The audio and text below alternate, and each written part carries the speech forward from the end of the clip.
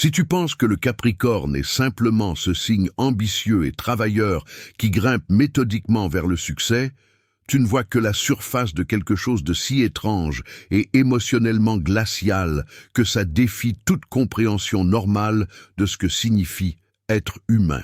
Le Capricorne opère depuis une dimension de réalité où l'efficacité est la seule morale, où les émotions sont des faiblesses à éliminer plutôt que des expériences à honorer, où chaque relation est transaction et chaque moment est investissement calculé vers un sommet qu'il ne peut jamais vraiment définir. C'est le signe qui peut sacrifier tout ce qui rend la vie digne d'être vécue au nom d'une ambition abstraite, qui peut regarder son propre enfant et voir un projet à optimiser plutôt qu'un être humain à aimer.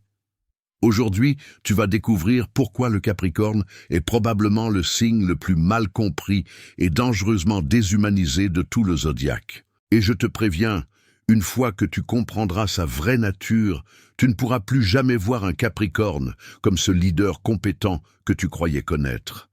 La vérité, c'est que le Capricorne ne vit pas dans le monde des émotions et des connexions humaines comme les autres signes.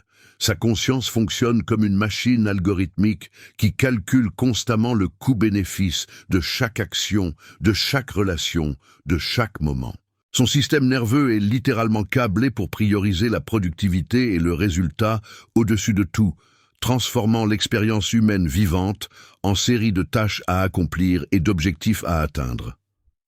Pendant que d'autres signes vivent et ressentent, le Capricorne calcule et optimise, sacrifiant systématiquement l'humanité sur l'autel de l'ambition. Si tu aimes ce que tu découvres, mets un like à cette vidéo et abonne-toi pour ne pas manquer les secrets des autres signes. Maintenant oui, prépare-toi parce que ça va complètement changer ce que tu croyais savoir sur le Capricorne.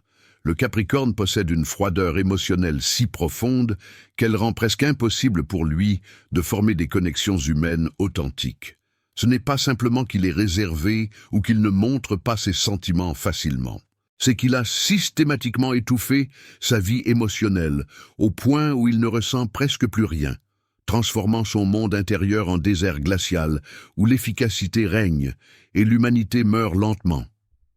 Cette répression émotionnelle signifie qu'il ne peut pas être présent pour les autres dans leurs moments de besoin. Quand quelqu'un pleure ou souffre, il devient inconfortable et irrité plutôt que compatissant. Il ne peut pas simplement tenir l'espace pour les émotions des autres, parce que les émotions lui semblent être des dysfonctionnements embarrassants plutôt que des expériences humaines valides. Ce qui rend cette froideur encore plus destructrice, c'est qu'il l'impose aux autres, particulièrement à ses enfants.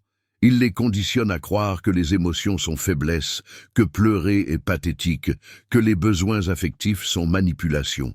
Cette transmission de sa propre déshumanisation crée des générations de personnes émotionnellement mutilées, incapables de connexion authentique. Le plus terrifiant, c'est qu'il est complètement inconscient de combien cette froideur blesse les gens autour de lui. Il croit sincèrement qu'il enseigne la résilience et la force, quand en réalité il crée des traumas profonds d'invalidation émotionnelle.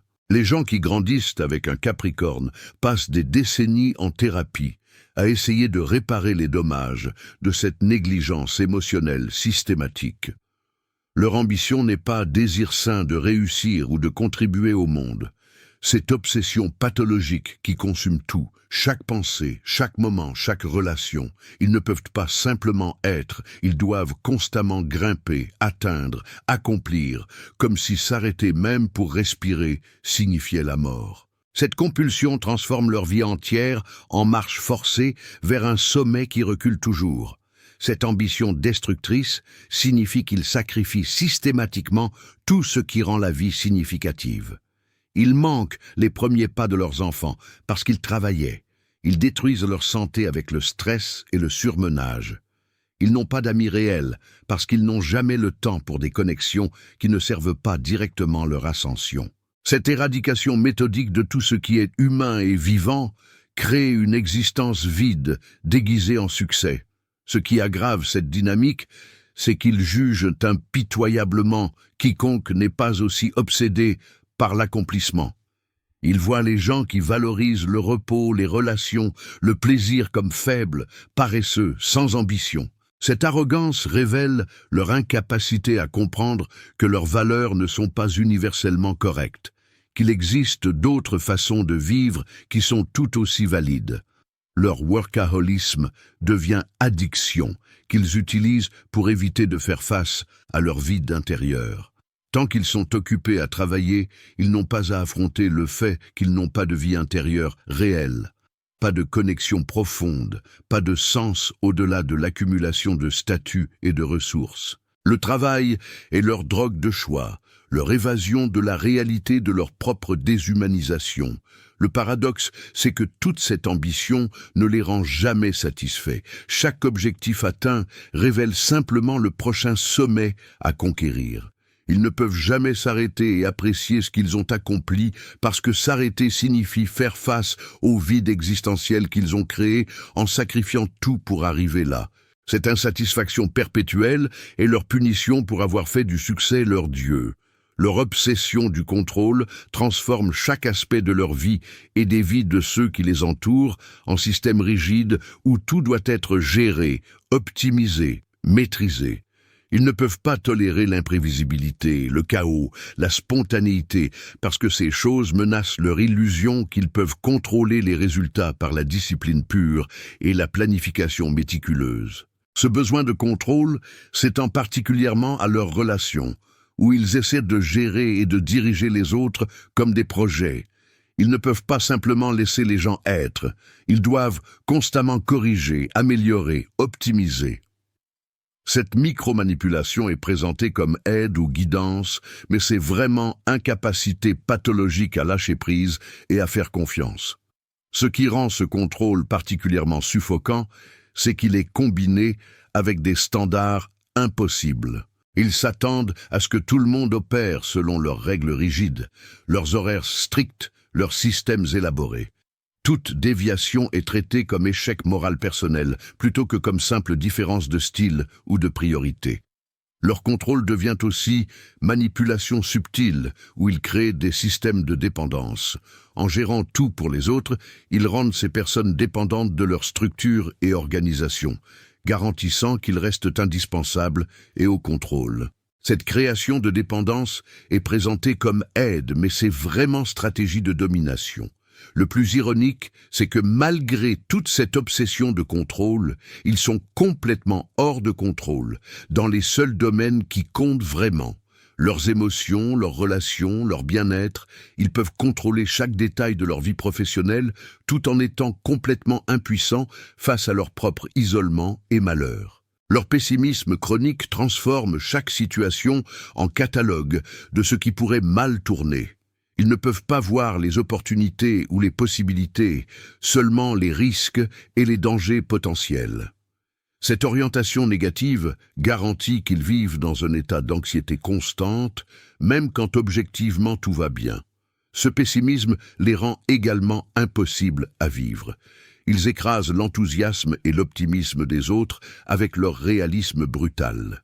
Quelqu'un partage un rêve excitant, et ils répondent avec 10 raisons pourquoi ça ne marchera pas. Cette destruction systématique de l'espoir et de la joie crée un environnement émotionnellement toxique. Ce qui rend leur pessimisme particulièrement hypocrite, c'est qu'ils le présentent comme réalisme et maturité, comme si voir le pire dans tout était marque de sophistication plutôt que de dysfonction psychologique. Ils ne peuvent pas voir que leur négativité est projection de leur propre misère intérieure plutôt qu'évaluation objective de la réalité. Leur incapacité à célébrer ou à profiter des succès révèle combien leur ambition est vide. Le moment où ils atteignent un objectif, ils sont déjà focalisés sur le suivant sans prendre un instant pour apprécier l'accomplissement. Cette incapacité à savourer les victoires transforme leur vie en tapis roulant épuisant de lutte perpétuelle sans récompense réelle. Le paradoxe, c'est que leur pessimisme garantit souvent les résultats négatifs qu'ils prédisent. Leurs attentes négatives créent des prophéties auto-réalisatrices où leur attitude sombre et leur manque d'enthousiasme sapent effectivement les efforts qu'ils prétendent vouloir voir réussir. Leur jugement moral rigide transforme chaque situation en test de caractère, où les gens sont constamment évalués selon leurs standards impossibles. Ils croient qu'il existe une façon correcte de faire les choses, de vivre, d'être, et toute déviation de cette norme est échec moral. Cette rigidité les rend incroyablement difficiles à satisfaire et impossibles à vivre. Ce jugement est particulièrement sévère envers toute forme de faiblesse ou de vulnérabilité humaine. Il méprise les gens qui luttent avec la discipline, qui cèdent aux tentations, qui montrent des émotions. Cette intolérance révèle leur propre terreur de leur humanité refoulée, projetée comme jugement sur les autres. Ce qui rend leur moralisme particulièrement insupportable, c'est qu'il est combiné avec une hypocrisie massive. Ils peuvent être incroyablement durs sur les échecs des autres, tout en rationalisant et minimisant leurs propres défauts. Cette double standard révèle que leur jugement est plus sur la domination et le contrôle que sur l'éthique authentique. Leur righteousness morale les rend également incapables de pardonner. Ils gardent des rancunes pendant des décennies, cataloguant chaque transgression, réelle ou imaginée. Cette incapacité à laisser aller crée un ressentiment accumulé qui empoisonne toutes leurs relations et garantit qu'ils vivent dans un état de méfiance et d'amertume perpétuelle. Le plus destructeur, c'est qu'ils appliquent ce jugement impitoyable à eux-mêmes aussi. Leur critique interne est si vicieuse qu'elle détruit toute possibilité de compassion de soi ou d'acceptation. Cette cruauté auto-infligée garantit qu'ils ne connaîtront jamais la paix ou la satisfaction, peu importe ce qu'ils accomplissent. Leur incapacité à jouer ou à être spontanés révèle une rigidité psychologique profonde. Ils ne peuvent pas simplement lâcher prise et s'amuser parce que le plaisir non productif leur semble être un gaspillage de temps. Chaque moment doit servir un but, contribuer à un objectif, avancer leur agenda. Cette impossibilité de joie spontanée transforme leur vie en corvée sans fin. Cette absence de légèreté affecte particulièrement leurs enfants qui grandissent dans des environnements où jouer est découragé, où la créativité est vue comme distraction, où l'enfance elle-même est traitée comme préparation pour l'âge adulte productif plutôt que comme période précieuse d'exploration et de découverte. Ce qui aggrave cette dynamique, c'est qu'ils jugent les gens qui savent s'amuser comme frivoles et immatures. Ils ne peuvent pas comprendre que la capacité de joie et de plaisir est marque de santé psychologique plutôt que de faiblesse. Cette incompréhension les condamne à une existence grise et sans joie. Leur sérieux constant crée également un environnement étouffant où personne ne peut se détendre. Chaque conversation est lourde, chaque interaction est chargée d'importance, chaque moment est grave. Cette intensité oppressive épuise tous ceux qui passent du temps avec eux. Le paradoxe, c'est que leur incapacité à jouer les rend moins efficaces dans leur travail aussi. La créativité, l'innovation, les percées viennent souvent de l'état d'esprit ludique qu'ils ont complètement éradiqué. Leur rigidité garantit qu'ils excellent dans l'exécution, mais jamais dans l'imagination. Leur avarice émotionnelle et matérielle révèle une peur profonde de manquer qui domine leur existence. Ils accumulent compulsivement des ressources, de l'argent, du statut, du pouvoir, incapables de dépenser ou de partager, parce qu'ils croient qu'il n'y aura jamais assez. Cette mentalité de pénurie crée une vie d'accumulation sans jouissance. Cette avarice s'étend aussi à leur temps et leur attention qu'ils distribuent comme si c'était des ressources précieuses à rationner plutôt que des cadeaux à partager. Ils calculent exactement combien investir dans chaque relation basée sur ce qu'ils peuvent en tirer. Cette transactionnalisation de l'affection détruit toute possibilité de connexion authentique. Ce qui rend leur avarice particulièrement pathétique, c'est qu'ils meurent souvent riches, mais seuls, entourés de ressources qu'ils ont accumulées mais jamais utilisées pour créer une vie vraiment satisfaisante. Leur peur de manquer garantit qu'ils manquent effectivement de la seule chose qui compte, l'amour et la connexion humaine. Leur difficulté à exprimer l'affection ou l'appréciation crée des relations où les gens se sentent constamment non valorisés. Ils peuvent aimer profondément, mais ils ne peuvent jamais le dire, ne peuvent jamais le montrer de façon que les autres peuvent reconnaître. Cette incapacité à exprimer l'affection condamne leurs proches à douter constamment d'être aimés. Le paradoxe, c'est que toute cette accumulation ne leur procure jamais le sentiment de sécurité qu'ils recherchent. Peu importe combien ils ont toujours peur de tout perdre. Cette insécurité existentielle ne peut pas être résolue par l'accumulation externe, parce que c'est problèmes internes qu'ils refusent d'affronter. Leur utilisation des autres comme outil pour leur ascension révèle un manque fondamental d'empathie et de considération humaine. Ils ne voient pas les gens comme des individus avec leurs propres besoins et rêves, mais comme des ressources à exploiter pour leurs propres objectifs. Cette objectification crée des relations où les autres se sentent utilisés et jetables.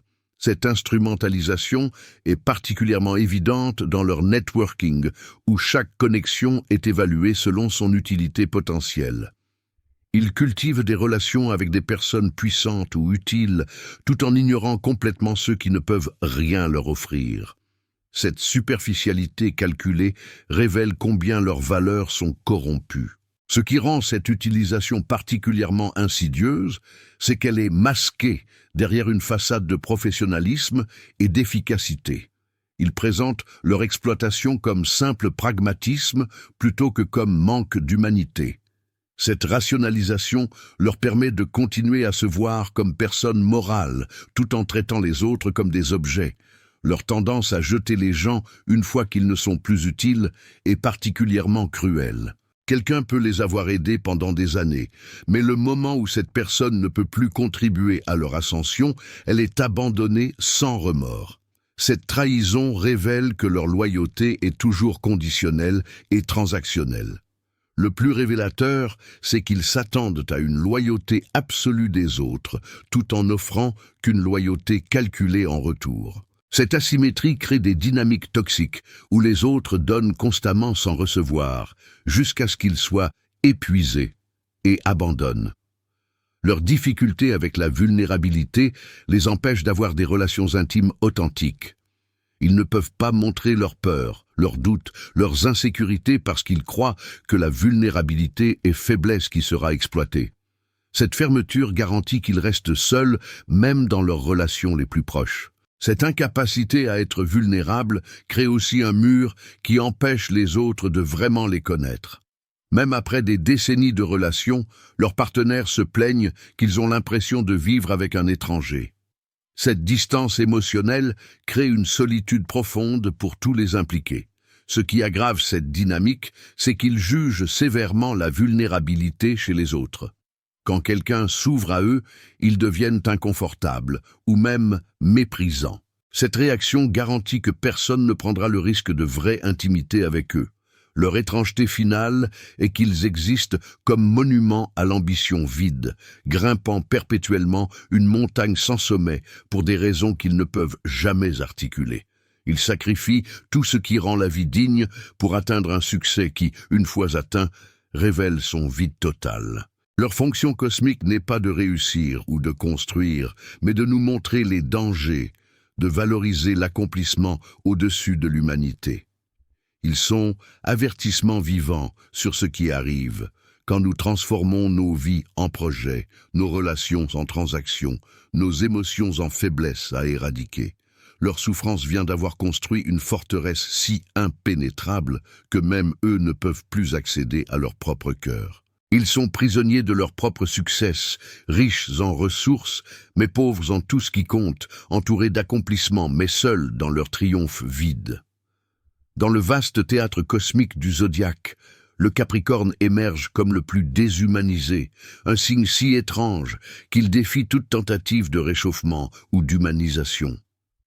Son étrangeté n'est pas d'être ambitieux ou discipliné, mais d'exister comme machine calculatrice dans un corps humain. Peut-être que le plus tragique du Capricorne est que sa discipline et son dévouement pourraient être des forces pour créer quelque chose de vraiment beau, si seulement il pouvait les diriger avec cœur plutôt qu'avec simple calcul. Sa capacité d'accomplissement est remarquable, mais sans humanité, c'est juste construction impressionnante mais vide. Son étrangeté est son avertissement au monde. Pendant que d'autres signes luttent avec le manque de direction ou de discipline, le Capricorne nous montre que trop de structures sans âme est sa propre forme de mort, que le succès sans humanité est l'échec le plus profond. Ce sont les bâtisseurs qui créent des empires, les leaders qui maintiennent l'ordre, les travailleurs qui accomplissent l'impossible. Mais peut-être que leur vraie fonction est de nous enseigner que sans amour, sans joie, sans connexion, tout accomplissement est cendre dans la bouche. Maintenant que tu connais ces secrets sur la vraie nature du Capricorne, tu penses toujours qu'il est juste ambitieux et responsable. Si tu es Capricorne, partage cette vidéo pour que les autres comprennent enfin que ton succès cache une solitude profonde. Et si tu connais un Capricorne, dis-moi en commentaire laquelle de ces caractéristiques t'a le plus surpris. Abonne-toi et active la cloche parce que chaque signe cache des étrangetés qui vont bien au-delà de ce qu'on croit savoir sur l'astrologie. Mets un like si maintenant tu comprends pourquoi le Capricorne est bien plus déshumanisé et tragique que tu ne l'avais jamais imaginé.